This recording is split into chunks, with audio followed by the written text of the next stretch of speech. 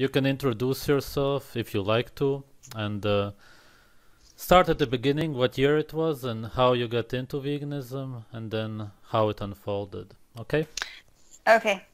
So my name's Sam. My complete name is Samia, but you can call me Sam. I'm originally from Mexico. I'm from Acapulco. And I have a mixed background, so it's very hard for my stomach to know what to eat because I'm German, Irish, and Mexican.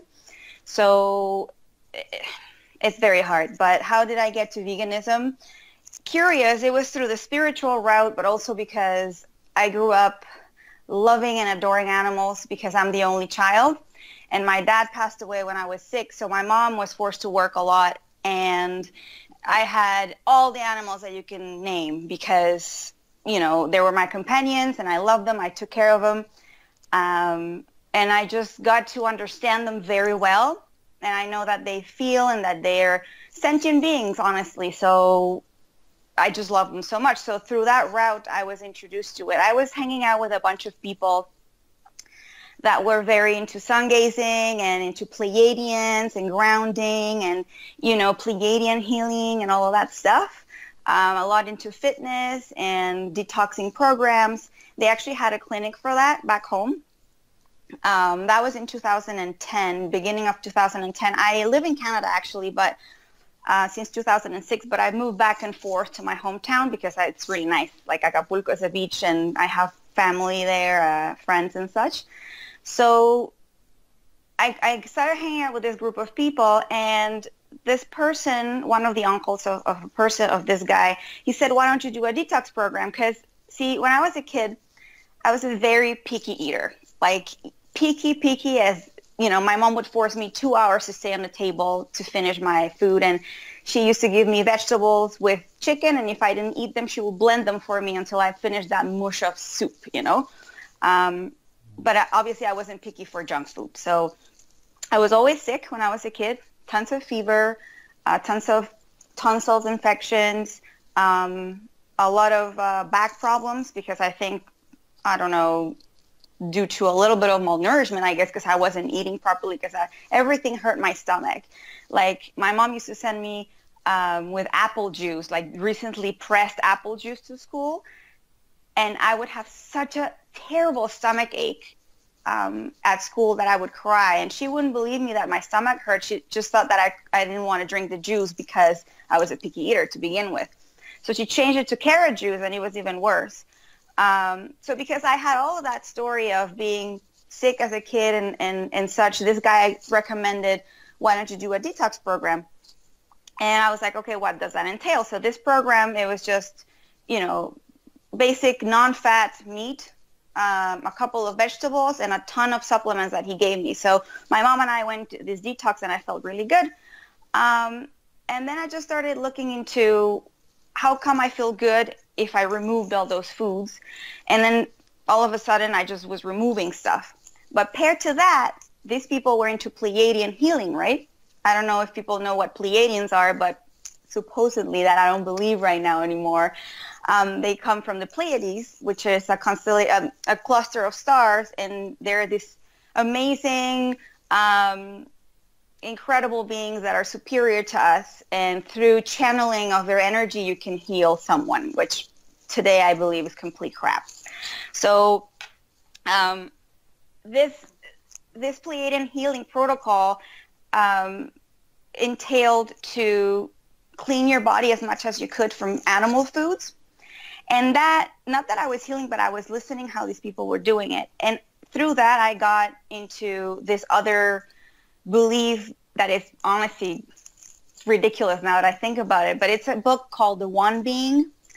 And it's supposed to be a channeling from, again, beings from another galaxy or whatever that tell you how to ascend, right? How to be a better being in this world. So at some point you could ascend to whatever dimension, which was, I think the 6th or the 5th, I don't remember. But through those books, which were like 5 books that I read so much, these beings asked you to not eat any animal food or any junk food. So that's how I started. And because I was researching on how to eat like that, I have to say also I'm a chef by profession. So I love cooking, even though I'm a picky eater, which is funny, but Um, through these books, I got researching on how to stop eating animals and how to do recipes, and veganism came up. So I was looking through veganism, and of course, you have to go through the whole university of forks over knives and, all these videos that are completely gruesome. I was traumatized for like 4 months. I still can't even think about those videos. They're the worst thing I've ever seen in my life. So I think I was crying like literally for 4 months when I saw those videos. So I said, no more, because obviously they get you through there because you don't know that there's other type of farming. Like, it's like gases. It's like we forgot what basic biology is just by watching those videos. We forgot how the planet works in symbiosis. And we're just paying attention to the factory farming videos that they show us, right? Mm. So at that time, also, I had already come back to Canada. I started being vegan in 2010, but I came back to Canada in 2012. And a friend of mine also recommended to do a juice detox, because through my veganism experience those first 2 years, probably it was a little hard because I was in Mexico, and veganism in Mexico at that time was nobody knew, right? So sometimes they would put cheese accidentally on my food, or they would make it with lard, or because in Mexico it's very common to have those types of food included, right? Without even knowing. So even if I wanted to be full vegan, I was still kind of like introduced to those foods because of a mistake that the chef had done or whatever, right? I wasn't as picky as I became later, which I was pretty bad. So I came back to Canada around 2012, and a friend of mine said, why don't you do a juice detox? Because I was still feeling not 100%. So I went on a 7-day juice fast, and that's when I felt like I was flying. I felt like, because obviously I really got rid of everything that probably was junk in my diet. And like every other vegan, at the beginning you feel amazing, right? You feel like you're flying, literally. Like, my body was feeling great. So those 7 days I finished, and my abs were flat. I was looking great. At that moment, my skin was looking great. So I got into the juicing stuff, and I started researching. I became a self-taught nutritionist because I wanted to know what was good and all of that. So, all of us as vegans, we do tons of research. But of course, Google's going to feed you what you need to read, not really what it is, because you're really looking into specific topics. Like, if I was looking to see what kind of minerals juice, a typical green juice had, it will dump the minerals there. But I didn't look into if they were absorbed through my body or not. So I started getting so much into juicing that I decided to create a business. And this was in 2012 at the end. I was full vegan now in Canada, which was super easy because everybody knew what veganism was. And I started traveling back home just because of vacation, whatever I had to do. And people were like, wow, you look amazing, Obviously, I was a size 0 because I had done all these veganism. Probably I was a size 6 like I am now. And then I dropped so much weight. I was weighing like 110 pounds, and I'm 5'3", and I was really skinny. The first time I landed in Mexico after all this veganism juice fast, one of my friends told me, you have a 14-year-old, a body of a 14-year-old girl. What happened to you? But I couldn't see it at that time. I just felt great because I was a size 0 and I was feeling great. My skin looked great. So friends of mine were like, I need you to help me do the same thing, right? So then my business exploded back home, and I was traveling from Canada to Mexico to do all these juices. So I used to sell empty bottles, which it was pretty smart. I used to sell empty bottles with little bottles with supplements, spirulina, wheatgrass, hemp seeds, chia seeds, all of this stuff, probiotics, very cool and whatever, very vegan and innovative, because you speak like this when you're vegan or whatnot. You're like so over the top egocentric that, I created this beautiful package with,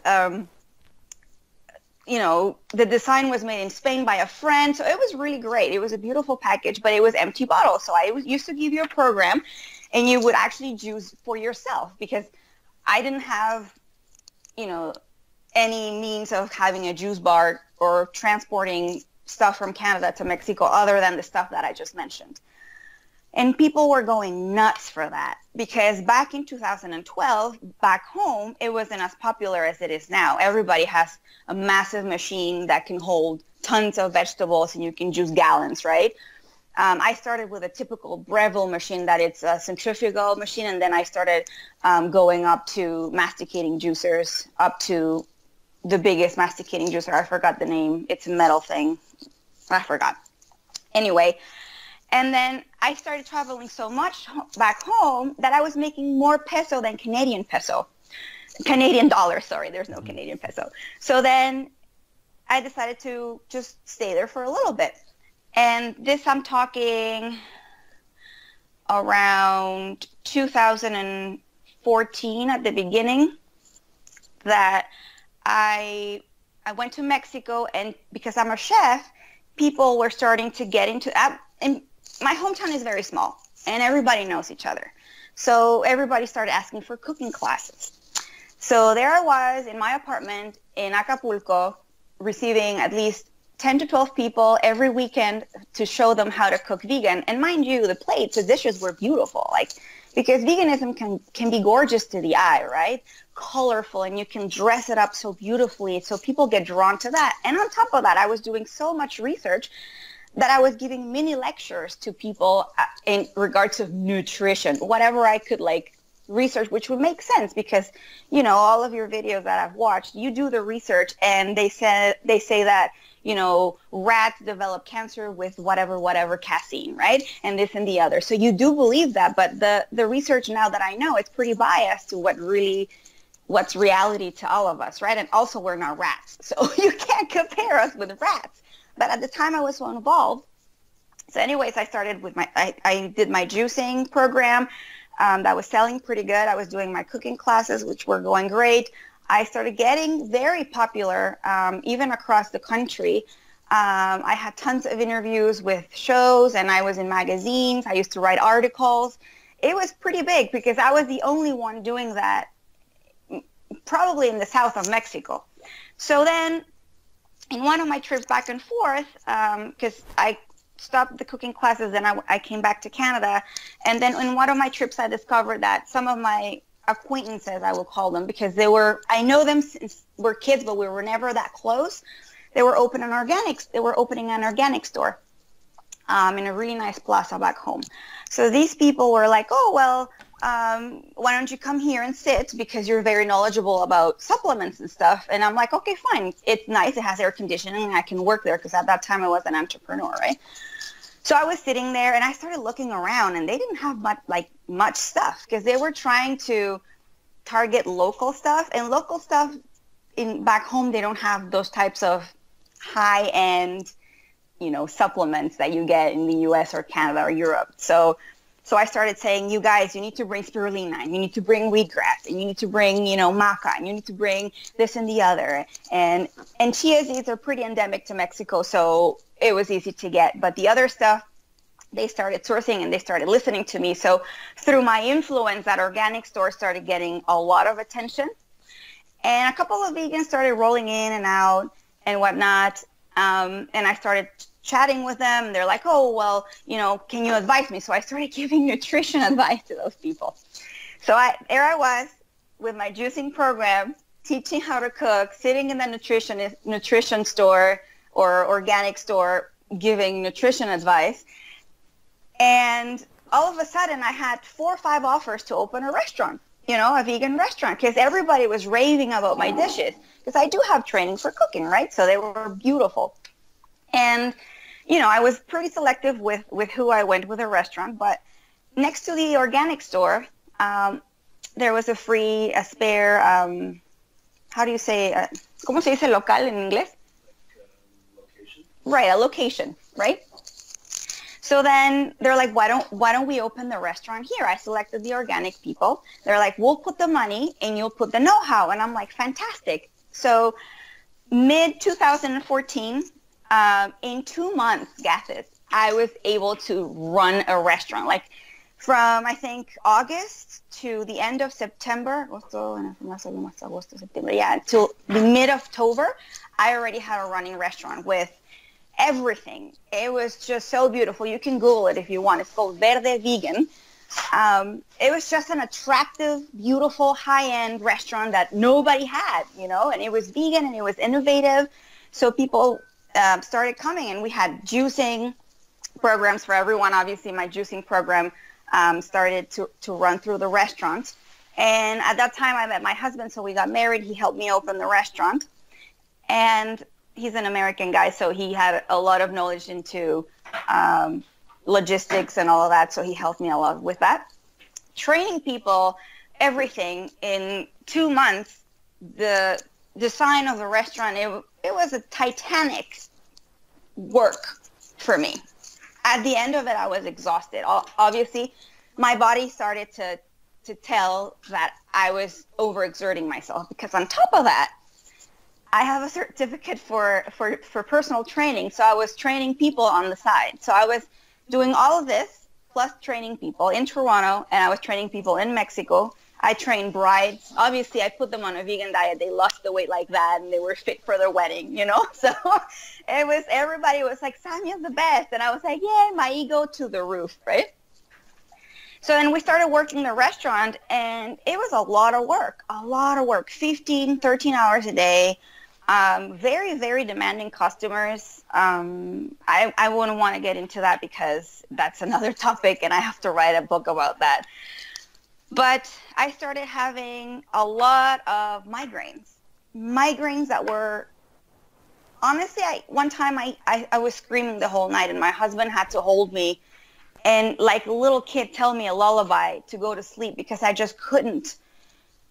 I thought my brain was going to like fall through my nose. Like then, because I already had problems with my back when I was a kid, I had scoliosis, and second vertebrae apparently was shifted like this. So I always had like a ball here, and I had to go to the chiropractor since I was 9.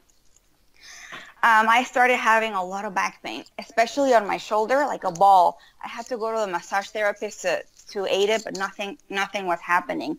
Then I started to become really snappy, you know. I had to hide from customers because I didn't even know how to put a good service face to people. I was starting to get extremely hungry because I was overexerting myself, and the vegan food wasn't really, I mean, I had a vegan restaurant, so I was eating from my restaurant, massive meals, hamburgers, salads, Buddha bowls, you know, all this stuff, juices and smoothies, and I took every single supplement that you can tell me, I took it. So I started breaking out. Here. I still have some scars from that, but they weren't pimples like normal pimples. And I also never had skin problems like everybody else in your video say I never had skin problems. Well, I started having like cysts, and they were so bad that you couldn't break them out. Like even the person that, you know, a professional would be like, you have to let it be, because if I open that, you're going to have a massive scar. But they wouldn't leave in like 2-3 months. So obviously I had a ball there on my cheeks and sometimes on my forehead, and just I started poking them because I was so sick of having those balls on my face, and I have so many scars. Then I started having the rash that you get at the end of the lip here, that is like really scaly and itchy and red. So I was trying to cover it up with makeup. Then I started getting dandruff. Then what else? Depression, crying all the time, bloating like you have no idea. My shorts wouldn't fit. And this is like at the end of 2014, because I already had worked the restaurant like 3 months, so I was very stressed. Also, I started becoming a little bit anal, to not find a better word, with like waiters and people from other restaurants, because I was like, you cannot put any animal product on my food. It's disgusting. It's revolting. I don't want anything like that. And my friends started hating me, you know, like my friends started being like really different towards me. I would have appreciated if they would have told me straight up how they were feeling, but instead they were starting to talk behind my back. And I could feel they were a little strange. And years later, they told me it was because of that, because I was terrible with the service, you know, in restaurants. But then Mexico is a very special country, and I love it. I would give anything to live there. But there are some times that the infrastructure doesn't work. So everything was broken because we live in a beach town, and we had a restaurant. Sometimes we wouldn't have water for 2 weeks. So how was I able to wash tons of vegetables and fruits for the restaurant, for the vegan restaurant, and raw vegan as well, without water? How would you even shower, right? So you have to find out ways to find drinkable water to wash kilos and kilos of lettuce, you know? And my husband and I sometimes would have to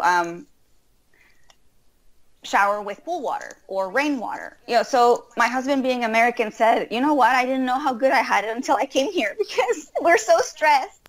We have no water. Oh, sometimes we didn't have electricity. In Acapulco, it's always 30 plus degrees. Inside the restaurant with the direct sun, we were boiling. So I was starting to like really fall apart. Like, we were having terrible fights because he became vegan too. So, you know, we were all like skinny and stuff. And I said, that's enough. I don't want to live here anymore. I'm tired of this. Let's go back to Canada. I love Canada. I've been living there for so long. Let's go back to Canada. So we packed up our stuff. I left the restaurant, and we came to Edmonton, Alberta, because I used to live in Toronto before, but we came to Alberta, to the west.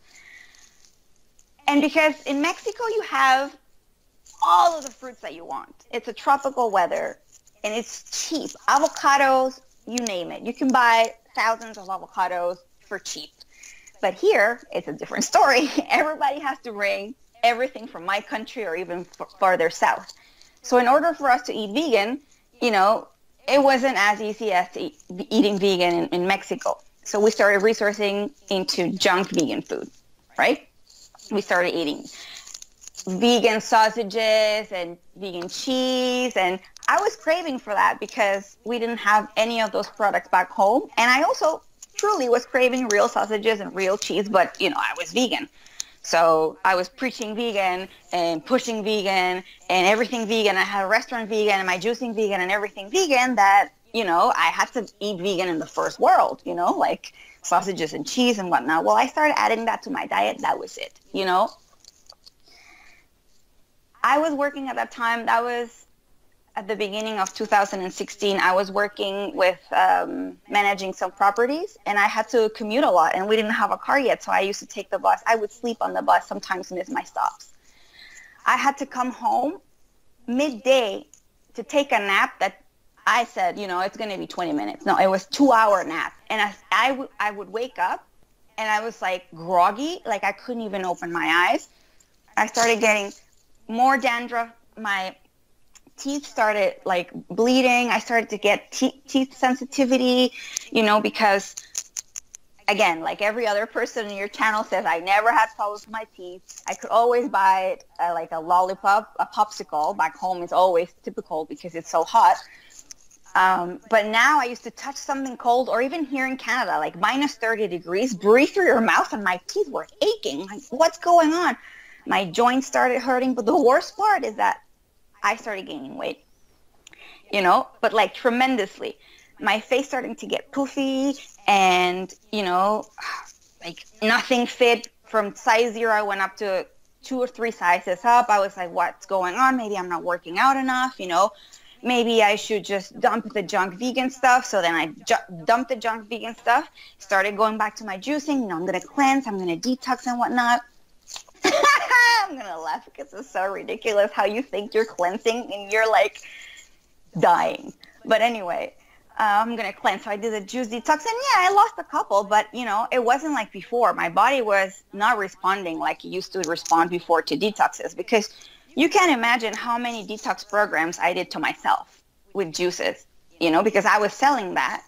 And sometimes my friends would be like, okay, but you do it with me, you know, or sometimes I would travel to another state in Mexico, and I would have 15 people, because they would join together and say, come with us, we'll host you here, and you'll do the juices for us. So I would have to do the detox with them. I remember one time I went to Chihuahua, which is in the north of the country, and I had, like a group of 20 people. And mid-detox, I was like, you know what? I'm too skinny. I need to eat something. I was eating vegan, but I just couldn't even finish the detox because my body couldn't handle it. I was so skinny, but I just didn't see it that way. You know, I was like, oh, well, whatever. I'm hungry. I'm just going to eat. And I broke the detox. So back here to Canada, I just couldn't. Anything. I couldn't live. You know, with all the symptoms that I just mentioned plus others, you know, I started getting horrible PMSs. You know, like I had to go into a bathtub for like 2 hours with hot water and Epsom salt because I just couldn't even, the pain was terrible. We moved from one place to another and my back started falling apart. I already had those problems. Well, I can't even describe the terrible pain that I was having in my back. My husband had shoulder surgery. And they give him really strong medicines for his pain. And then when he got healed and I started getting this pain, I started taking those medicines. You know, it's illegal, but I started doing it because I was in so much pain. I don't even know the name of the pill, but it's like a really standard drug that makes you sleepy, you know, after a surgery. And I remember just popping the pill and just watching TV and doze out and go to sleep. So I became a little bit addicted to pills because I was in so much pain for my back. You know, at some point I went to the chiropractor and they're like, oh, well, you have second-degree degeneration in your neck. And I'm like, huh? What does that even mean? They're like, well, your neck is, first of all, it's not curved, it's straight. And second of all, the bone's degenerating. And I'm like, but I'm 33 years old. Like, how is that even possible, you know? So paying chiropractor bills, drinking these pills to numb myself after a long day of work, because I started working somewhere else that was very demanding, coming home, bus riding for 2 hours a day, you know, still trying to eat vegan and stuff. What else? I had other symptoms, but I don't even remember. All of them, I had them. I started to see myself in the mirror, like really like, you know, ugly and like sick and swelled and poofy and just depressed, that I said, okay, there has to be something wrong here. Again, I love animals. I love veganism. It has given me a lot, but I want to know what's wrong.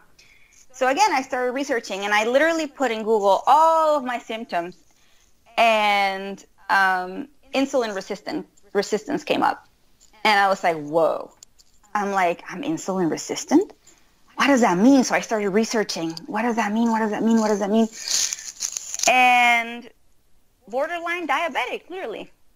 Like, borderline diabetic. I couldn't keep my eyes open.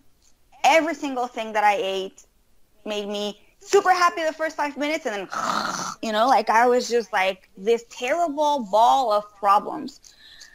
So then I started researching on how to cure that. And long behold, I came across ketogenic diet. And what does that entail? Salmon, cheese, you know, chicken, eggs. And I was like, ew, I can't eat eggs. I was crying like such a drama queen. It's ridiculous, you know. I can't eat eggs. It's disgusting. Oh, you know, it's like, what is it? The menstruation of a hen or whatever, you know. Also because when I was a child, one time I opened an egg and there was a partial chicken there, and that really traumatized me, you know, like I saw all this blood in the plate and I was like, ah! But anyway, I said, I need to heal. I'm going to try this out. And I started eating ketogenic at the mid-2017. So I had dragged all of this with me since, like the symptoms, probably since mid-2014. So the first time we went to a restaurant, I'm like, I need someone to serve me something. I'm not going to cook it myself. We went to a restaurant and I had a chicken. Like everybody else, I can't even describe what happened to me. I was like, you know, like my eyes went like this, you know, like a cat when you open a cat can or you give them a piece of meat. I was like, this is incredible. And I just finished the chicken. And and I started implementing ketogenic diet, and I started feeling so much better. I think my body went down to its normal weight for a little period of time, but I had made so much damage to my body that it gained the weight back. And I was very strict because I was strict with veganism. I was going to be strict with ketogenic diet. Well, lo and behold, I had hypothyroidism. You know, my numbers went through the roof from the TSH, and the doctors are like, well, you have hypothyroidism. I'm like, what? I didn't even know. I was never sick. Since I started veganism until I started getting the first symptoms, I was always great, except for one particular problem, which is pretty TMI. That's why I'm not mentioning it. But then I started getting all these problems, and then I got a little better with ketogenic diet, and then I had hypothyroidism. I had to go research what that was. So I started battling with hypothyroidism, and then me and my husband started trying for a baby. This was this year, at the beginning of this year. So end of March of this year, oh, you're pregnant, woo, you know. And this is where it gets interesting. I was pregnant, and my symptoms were, okay, there's the symptoms of a pregnant woman. Multiply that by 100. You know, my body was not responding well. I was feeling crappy all the time. I was even crying. I couldn't swallow my prenatal vitamins, you know. I was like, I would cry, literally. My husband would laugh, but you're so ridiculous. I'm like, I can't. I feel awful. So we told my mom that I was pregnant. And when I was 10 weeks, we told my mom here in Canada. We made her a surprise. We brought her here, and then we told my husband's parents through Skype, and it was like, yay, you're pregnant, woo. That was a Wednesday in May. On Friday, I had my first ultrasound, and we went to the ultrasound, and the nurse is there, you know, looking and stuff, and I thought it was going to be like the movies. Like, you go, and you have the screen, and you see all the baby and whatnot. They're like, oh, there's a little foot, and there's a little hand. Nothing happened. I'm like, oh, okay, well, maybe not. They don't do it here. So then the nurse is like, well, I'm going to have to do this other invasive exam. I don't know if you mind. I'm like, oh, whatever you have to do. So they did the invasive exam. It wasn't fun. She's like, I'll be right back. She left. 10 minutes later, a doctor walks in, really serious. I'm like, okay. And he says, it's like, unfortunately, there's no baby in there. There's, you have a molar pregnancy. And I'm like, huh? Again, what? I'm like, what is that? I'm like, I don't know what that is. Is that like outside? It's like, well, instead of a baby, you have a tumor. And I'm like, okay. So obviously I started crying, and my husband was like, you're okay? He's like, well, that was a Friday, right? You need to go on surgery right away. Right away, because we need to take care of that. And they don't give you much information. So I came home and I started Googling. We all cried. We cried it out. We were okay. You know, it was just an idea. It wasn't even a baby. So, but I started researching, and if I didn't take care of that really quickly, from a tumor, it could have become cancer. So there's different stages of that. And my stage was number 2. And if I didn't take care of that quickly, it would have been choriocarcinoma, which is, the name is like horrible. So it spreads through your lungs and through your liver if you don't take care of it. So on Monday, I was already in surgery like that. Like, the system here acted quickly, because if you don't treat it, it just spreads. So Monday, I was in surgery. It took me 2 weeks to recover from that. My body, even though it did a little bit well in ketogenic diet, I just don't think it was, you know, strong enough for this stuff, obviously. And then researching into what that is, it's, the tumor develops because your egg is empty. So then the sperm comes to the egg and tries to overcompensate for what the egg doesn't have, right? So, well, now that I think about it, it's because I ruined everything with veganism. I blame veganism for this, you know, literally, and hypothyroidism because of that, you know. So I went through surgery, and then you have to go to the lab to take some blood tests twice a week, because there's some levels that are called HCG, or hormonal level for pregnancy. Obviously, my levels were like thousands and thousands higher, like normal pregnant women, and that's why I was feeling so awful. Because you have to know that in 10 weeks of pregnancy, I looked like a 4-month pregnant. Everybody was like, "Oh, those are twins." No, it's a tumor. There's no twins. There's a tumor in there. So every 2 times a week, I should go for blood tests just to make sure that that level would come down. And as long as the levels are coming down, you have to reach -5. You're good. It means that the surgery worked and they removed all the tissue and you're good to go. At this time, I didn't even care what I was eating, because when I became pregnant, I had cravings for the crappiest thing you would imagine. Literally, white bread with ugly yellow cheese and chips, and that's what I wanted to eat, because my body was craving just nutrients all over, but I didn't know how to process that, and my cravings were awful. So one time I go to the lab and my numbers went up. That means the tumor grew back. And that means that they had to refer me to the cancer cross because I was going through chemotherapy. So then that happened this year. I started chemotherapy June, and I finished at the end of August. I had 4 rounds. Luckily, I had a lot of hair, so I just lost 3/4 of my hair, which I'm really grateful for that. And we just had the most,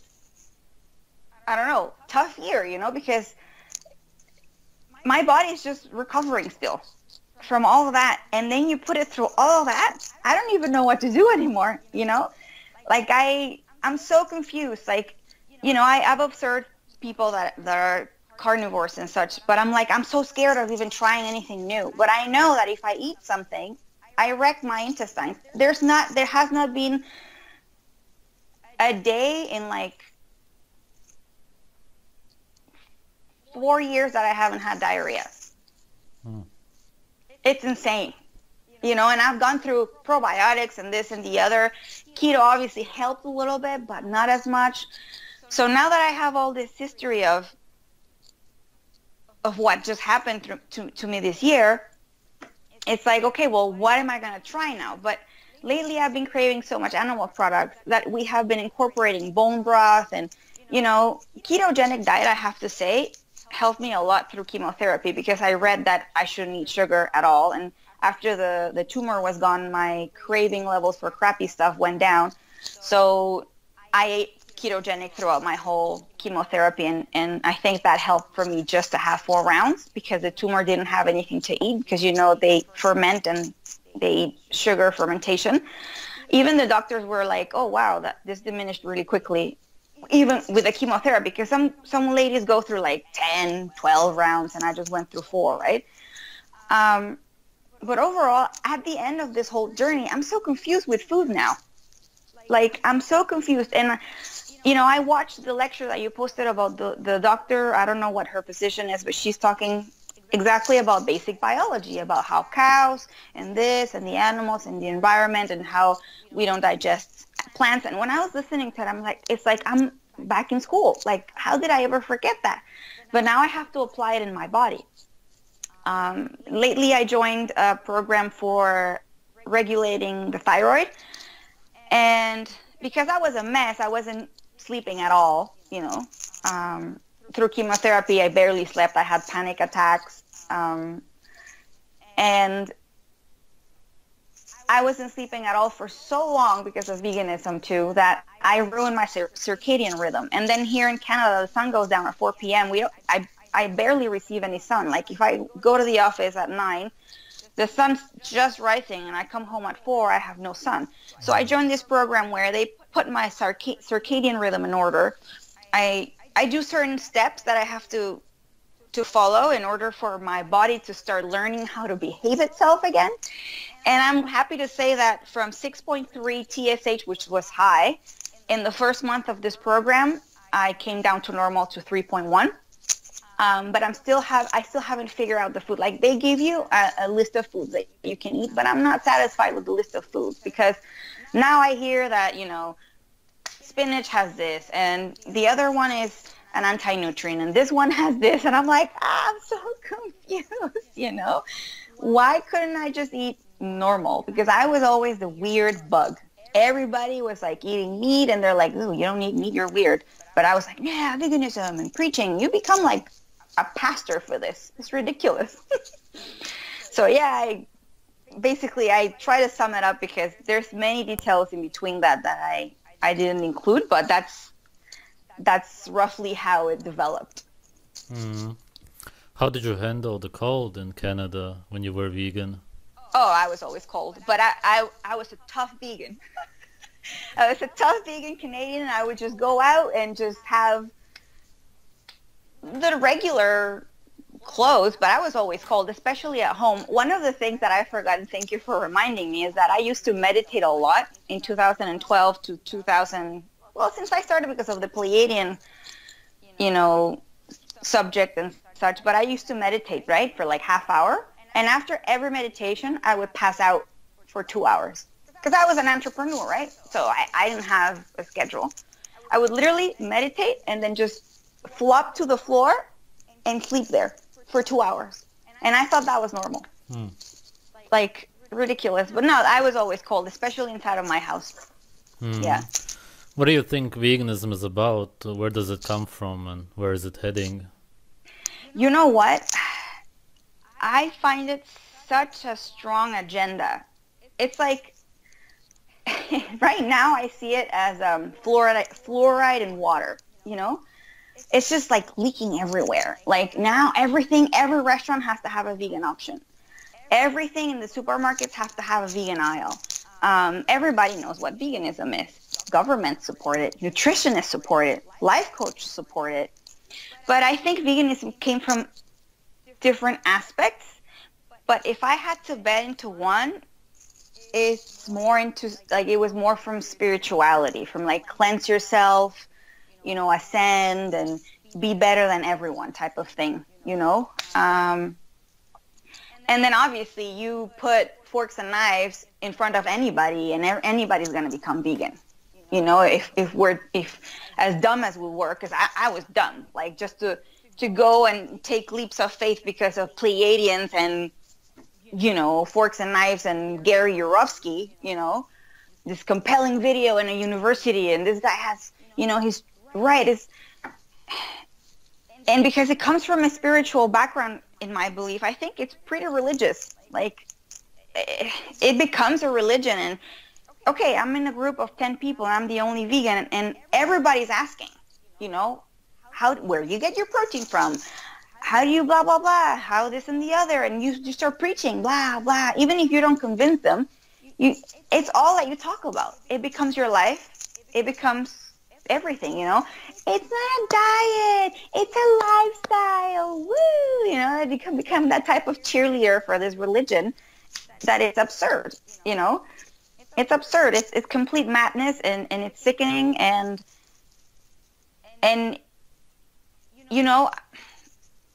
I wouldn't say that if I went back I wouldn't do it because it gave me beautiful experiences.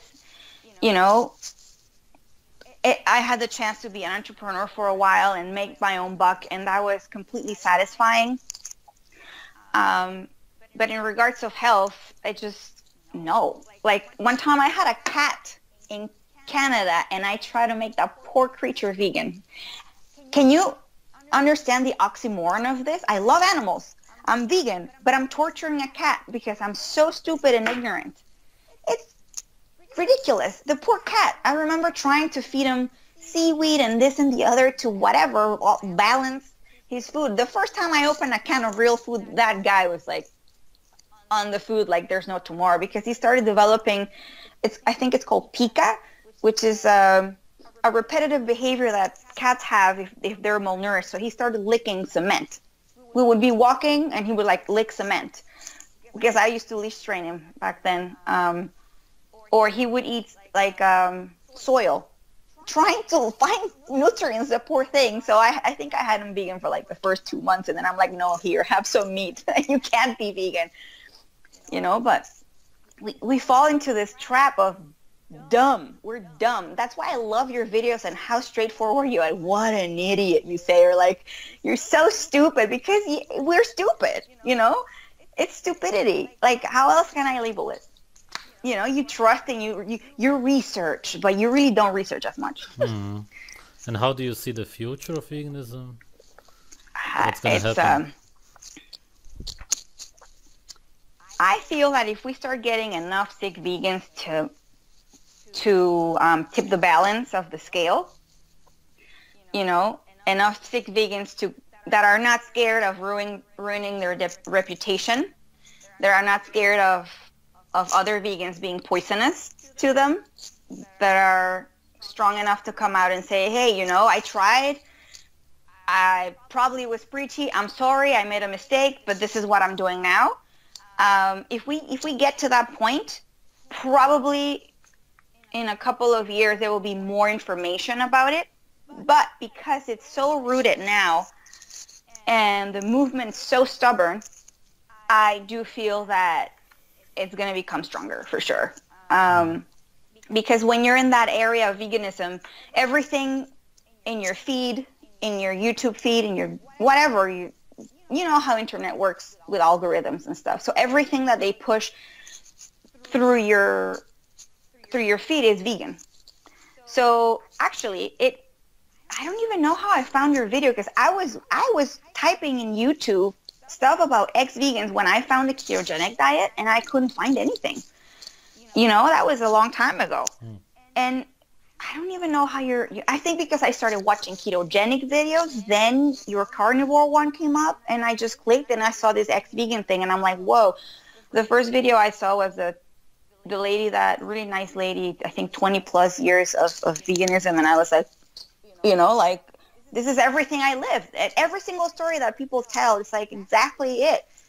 The body's so amazing. It's such a wonderful piece of miracle, that every single body, if you look back at your videos, the body tells specifically in a certain order, I think, the symptoms that it gives you and the alerts it gives, they're so telling, and they're the same. But we're so blind not to see. But yeah, I think it's going to become stronger, and because we have become politically correct in this world now, we can't, go out and say, because then you're like, I don't know. Do you still have contact to any of the vegan friends you used to have? Are they still vegan? I never had vegan friends. I always had acquaintances, because I had a restaurant and I was teaching people and stuff, but I never actually had close friends that were vegan. No, all of them are normal. Okay. Just the standard Mexican diet or a standard American diet or Canadian diet. But no, those acquaintances, no, I have no idea, because I left the restaurant, came here, and I just didn't. It's just the restaurant was actually taken away from me illegally. So I forgot about it, and I just didn't even want to talk to anyone over there. So.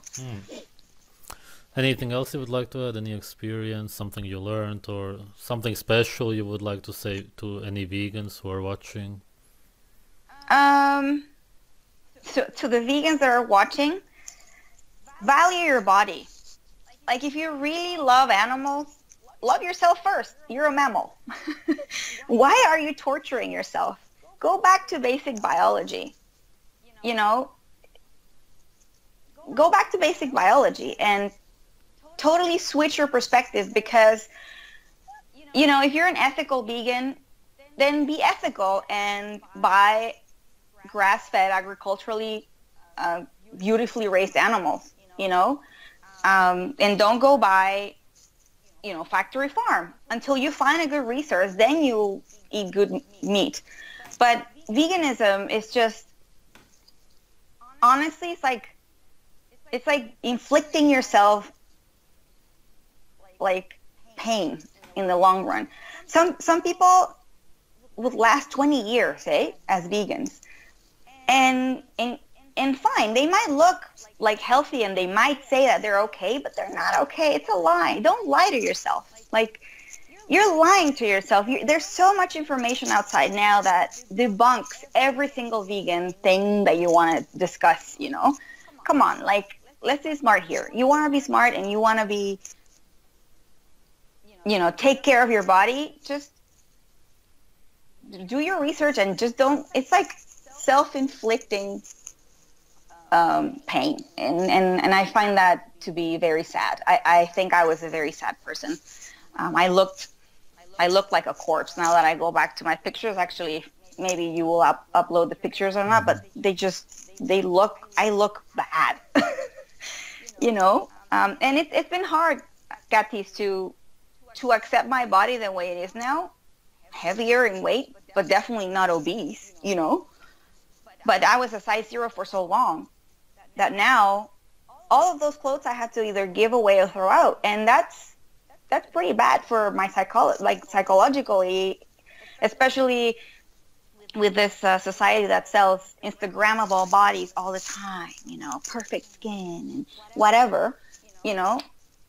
It's been hard to accept my body the way it is now, but if my body is starting to become healthy and I can find a true path of nourishing my body without inflicting pain and actually healing it from all the damage I did from veganism, like, vegans, don't waste your time, man. Just don't waste your time. You're wasting your time. You're wasting your money. The stuff that you do is not even vegan. You can't tell me spirulina's vegan. You can't tell me, you know, the supplements that you eat are vegan. Your cashews are not vegan because there's like slaves picking your cashews. Like, you know, there's so much depth into it that, you know, that's what I would say. Why do you think vegans lie to themselves and others when they have health issues and don't tell anybody? Is it a mental issue or even a mental illness in a way? It's all about ego. You know, because when you're vegan and you can post beautiful, colorful pictures, or you can become a beautiful YouTuber that, you know, is a size 0 and your arm's thin, you know, and you go like, ooh, my arm is thin, and, you know, look at my abs. And that's exactly what the mainstream promotes. The skinnier you are, the better. Or, well, now, if you're a little bit more overweight, the better, too. It's like there's no middle ground, you know? Like, these models now that are coming out that are, like, plus sizes, now that's beauty too, which is great, you know, but if you're healthy, you know, if you can prove with a doctor and a blood sample that you're healthy, then go ahead. But if you're lying to yourself just because you look pretty on Instagram or you look pretty on your YouTube channels and you're popular and you don't want to lose that, that's pretty egotistical. You know, if you have skin problems, if you haven't slept, if your teeth are falling apart, you know, if whatever it is that you have, there's something wrong with you. And the worst part is that you're not loving yourself because you're not listening to your body. You know, you're loving the animals and whatnot. You're actually elevating a pig to the level of a human because that's what it is. Oh, they suffer so much and whatever. Yes, it's wrong, but they're not the same as a human. I'm sorry. And I used to think that, you know, I used to think that, you know, they have the same rights and they have the right to be treated with respect. Yes, they're sentient beings. We love them. I love animals, but they're not the same level as a human. So if you're not treating yourself just as you would treat a pig, then what are you doing? You know, like it's ego. And yeah, a little bit of mental illness, to be honest, because you start losing your mind when you don't have fat for your brain, you know? All right. Yeah. Thank you for sharing. Yeah, thank you for inviting me. And then I'll keep watching your videos and see what else, because it's so interesting. It's amazing. Thank you. Keep up the good work. Yeah. Come to Canada. Yeah, sometime.